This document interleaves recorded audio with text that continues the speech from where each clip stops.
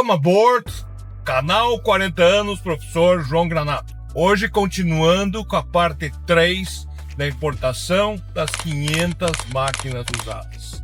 Um mega projeto que eu tive a honra, o orgulho de iniciar e terminar. Chegamos no Brasil, depois da viagem aos Estados Unidos e da verificação nas 4 plantas, e iniciamos então a montagem do que nós iríamos fazer. Na época existia ex-tarifário, que era a importação de máquinas que não tinham similaridade nacional, atestadas pela ABMAC, a Associação Brasileira da Indústria de Máquinas, tendo um laudo dizendo que essa máquina não era produzida no Brasil. Nós iniciamos então o pleito para dar um ex-tarifário, uma isenção tarifária por período daquela tarifa vigente, daquela NCM, daquela máquina. Essa era a primeira opção, tentar ex-tarifário através da não similaridade com a ABMAC. Depois nós tínhamos uma operação neste período chamado Sistema Integrado com Ex-Tarifário. Ou seja, para você conseguir o ex-tarifário integral da linha de produção, ele tinha que ter um sistema integrado, ou seja, você tinha que criar um layout técnico onde as máquinas fossem interligadas por alguma razão e algum motivo dentro da indústria e conseguir o atestado da ABMAC dizendo que o Brasil não produzia essa linha de produção com todos os elementos do sistema integrado. Então foi a segunda opção que nós tínhamos. A terceira opção era máquinas usadas, desde que houvesse interesse nacional e desde que houvesse a característica de não fabricação. Nós sabíamos que não havia isso porque tinham tornos que o Brasil fabricava. Porém, existia anexo a esse programa uma situação seguinte: se a sua empresa exportar e se a sua empresa gerar emprego, você tem condições de fazer um pleito de produção nacional e trazer máquinas usadas para compor esse procedimento. Então nós tínhamos essas opções e aí então iniciamos a separação das máquinas para compor essa produção.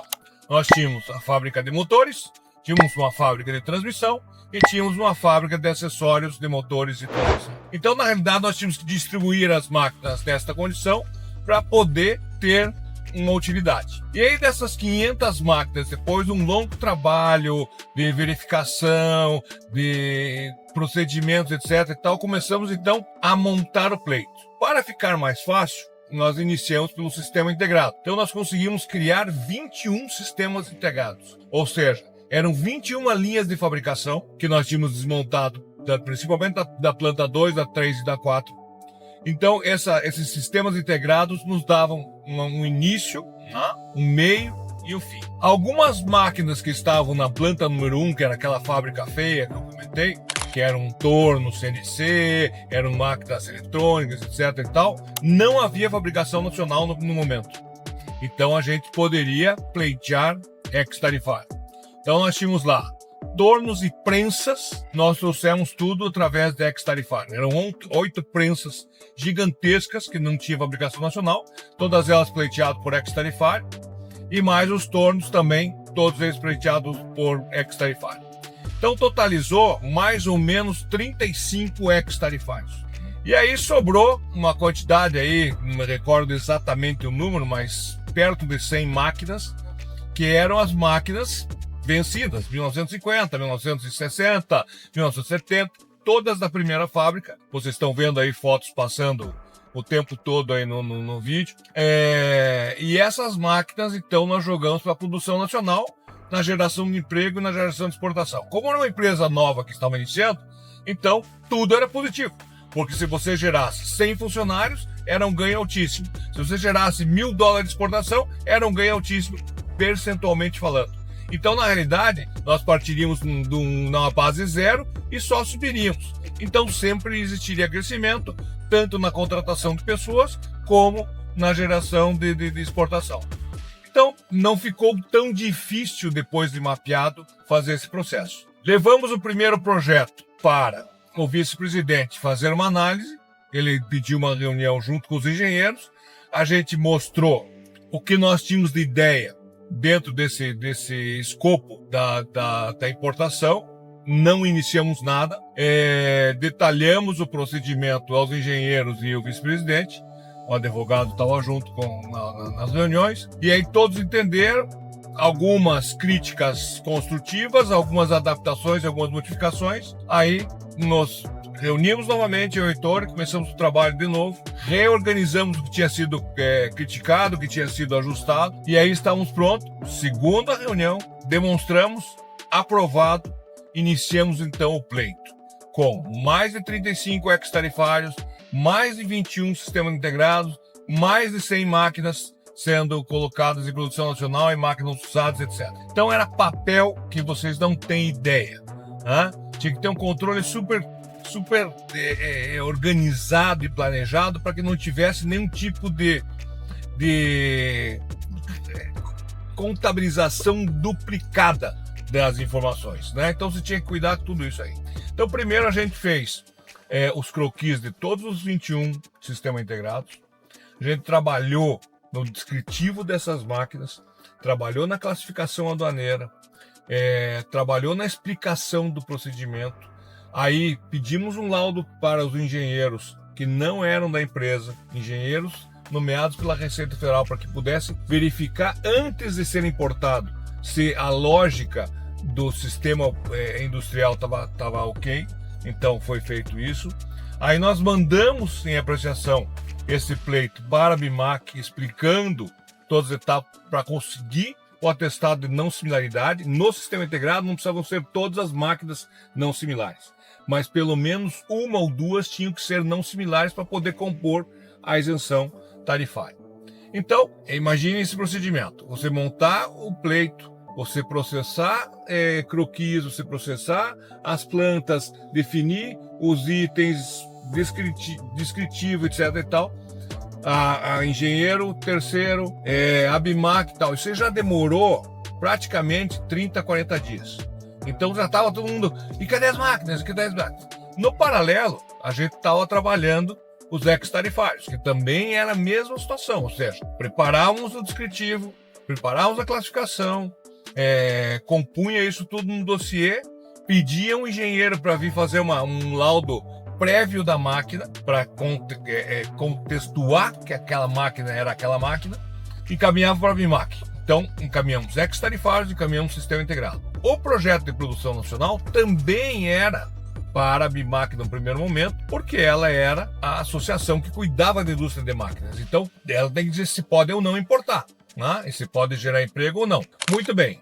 Aí a gente precisou um pouquinho de lobby, porque na realidade eram muitas máquinas usadas dentro de um pacote que teria máquinas novas também, mas não tinha uma conexão direta, né? Então aí houve uma justificativa da necessidade de fazer esse desmonte nos Estados Unidos e trazer para o Brasil para produzir no Brasil e exportar com o mercado cativo nos Estados Unidos. Então o processo acabou andando. Então nós tínhamos 3 processos em paralelo. Muito bem, saindo da fase São Paulo a BIMAC, nós iniciamos então o processo SESEC, Secretaria de Comércio Exterior, e Ministério do Desenvolvimento da Indústria e Comércio.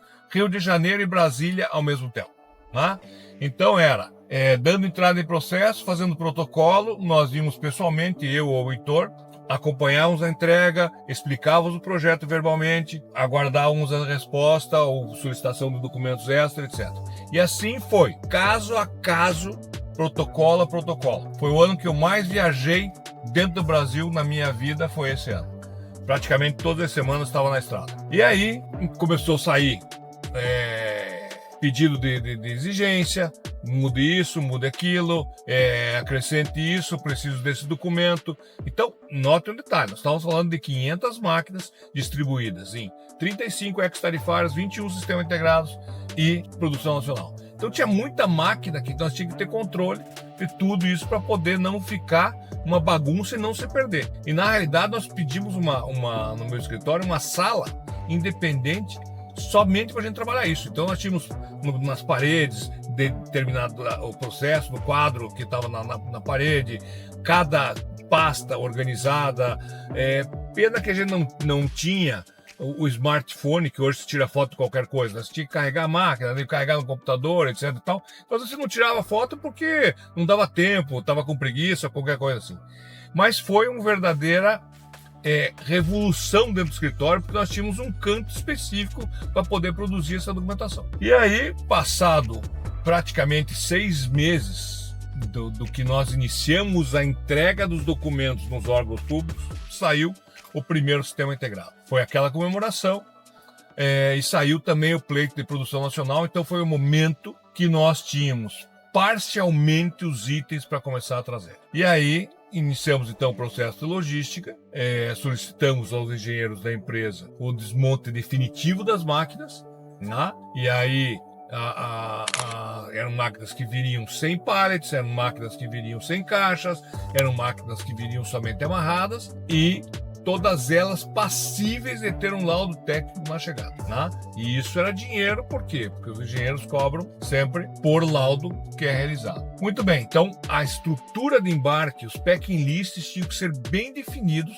para que a fiscalização entendesse. Nesses 5, 6 containers tem um sistema integrado. Então no primeiro container tem a parte 1, no segundo container a parte 2 e assim por diante até fechar, porque aí no sistema integrado, como era uma isenção tarifária, o engenheiro ia fazer análise, ia fazer o laudo técnico e dizer assim, isto é o que está sendo dito no documento. Então tinha que sair da origem corretíssimo, né? E aí sempre a minha frase, começar certo para terminar certo, ela sempre bate forte nessas horas. Por quê? Porque nós ficamos e somos chatos bacana, ou seja, a gente é chato, porque senão você não consegue fazer com que as coisas funcionem exatamente como você quer, porque você depende de pessoas. Então, nós começamos a passar as informações para os Estados Unidos e falamos assim, tem que ser assim, tem que ser assim. O que nos ajudou muito que os engenheiros que viajaram conosco, eles também foram responsáveis para organizar a carga lá nos Estados Unidos. Então, facilitou muito a primeira fábrica, principalmente, onde era que nós tínhamos o maior problema de receio do desmonte, que o pessoal ia perder emprego, etc. Então a gente tinha muita animosidade nesse lugar. E aí eles nos ajudaram bastante e o processo resolveu de uma forma até eu diria sossegada, né? Sem ter muita diferença de controle e de cuidado. Então foi interessante essa etapa inicial até a gente trazer os primeiros containers. Foram 12 ao total, todo mundo ansioso por esperar esses containers. Nós fizemos todo o pleito documental inicial, fizemos todo o processo de desembaraço, fizemos o frete rodoviário até a empresa e, notadamente, fizemos descarga. Aí nós contratamos as empresas que tinham que descarregar as máquinas grandes, etc. e tal. Colocamos no chão da fábrica, aonde tinha determinado, e aí encerrava o primeiro serviço e aí fazia a cobrança da última fatura. Então, nossa cobrança iniciou uma primeira parte no momento da primeira entrada na BIMAC, depois uma cobrança na entrada dos documentos na SESEX e MIDIC, e aí outra cobrança no final com as máquinas entregues, e aí gerando o êxito que havia na proposta.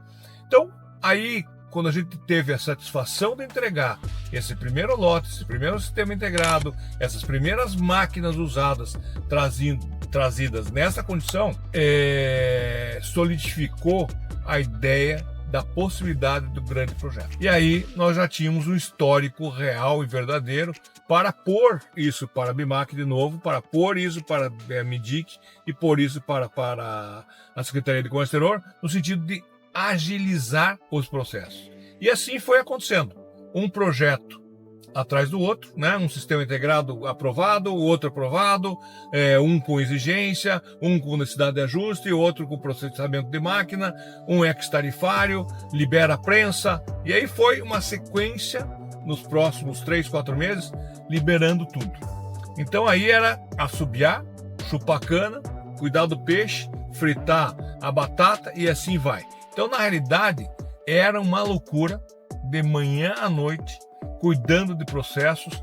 E o que eu quero deixar gravado aqui, que é importante, além da frase começar certo para terminar certo, além da questão detalhes, óbvio e desafio que eu sempre gosto de comentar, organização e planejamento. Nós só tivemos êxito nesse projeto porque desde o princípio nós estabelecemos uma regra de trabalho, nós fizemos um planejamento e nós seguimos nesse planejamento o tempo todo organizado. Quando você lida com cultura diferente, pessoas diferentes, idiomas diferentes, processamento aduaneiro diferente, processamento logístico diferente, questão tarifária diferente, questão aduaneira diferente, ou seja, você só tem diferenças, porque você tem 2 países envolvidos. Você precisa ter muito critério e ser bastante radical e rígido nos seus pedidos e no seu encaminhamento. A gente é muito educado por natureza, o brasileiro, né? A gente gosta de dizer, vai importar? Sim, talvez e tal. Isso é educação demais, não pode. No internacional a gente tem sim ou não existe o talvez. Vou pensar, não existe isso.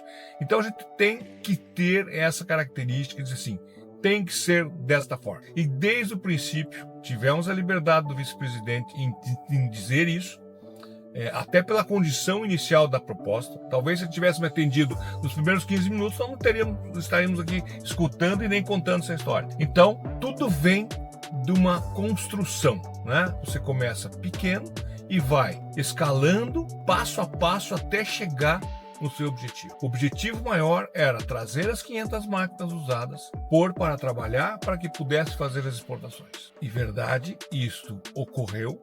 As máquinas chegaram, as máquinas funcionaram, as máquinas foram postas em processamento, porém, passado 7, 8 meses depois que a importação tinha existido, a empresa nos Estados Unidos, junto com a empresa no Brasil, não aguentaram talvez o tempo, ou não aguentaram talvez a recessão, ou talvez a mudança de comportamento, enfim, a empresa foi pedindo uma concordata, que na época era concordata, hoje é uma negociação judicial, e aí teve o seu processamento um pouco mais lento, e aos poucos foi saindo do mercado, e depois foi vendida a uma outra organização, e desapareceu do circuito. O que é uma lástima, por quê? Porque era um projeto que ficaria gravado, e se eu tivesse a permissão, hoje a empresa existente, e tivesse permissão de falar o nome dela, com certeza falaria, mas eu omiti de propósito aonde era a localização da fábrica para que as pessoas que conhecem não percebam.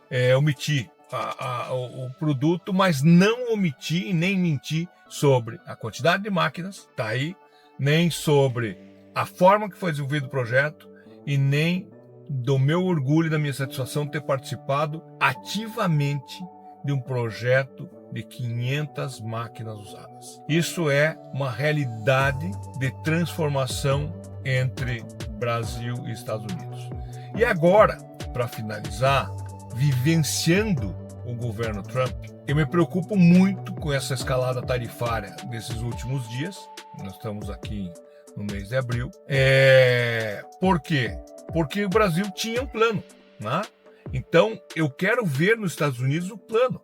Porque você não pode trazer uma indústria, transferir milhões de dólares, bilhões de dólares, dependendo da indústria, para colocar aqui uma operação e daqui 3 anos e meio vem outro presidente. Não, vai voltar tudo a 0%. E aí aquela indústria que veio, que modificou toda a sua cultura, vai ter o resultado dessa empresa. Então, muito cuidado. Por quê? Porque o planejamento, a organização, em todas as etapas é fundamental. O investimento é fundamental. O processamento do tempo é fundamental. Por quê? Porque às vezes você faz um cronograma, o papel aceita, você faz ajustes com a tua equipe aceita, mas por qualquer motivo o tempo dos outros corrompe o tempo da empresa. Então tem que tomar muito cuidado com isso. E esse foi um projeto muito legal. É um projeto que eu tenho bastante orgulho novamente de ter participado e gostaria de saber, vocês gostaram? Vocês querem saber mais detalhes sobre esse projeto? Comenta, deixa seu like e me segue para mais histórias de comércio exterior. Welcome aboard, canal 40 anos, professor João Granado.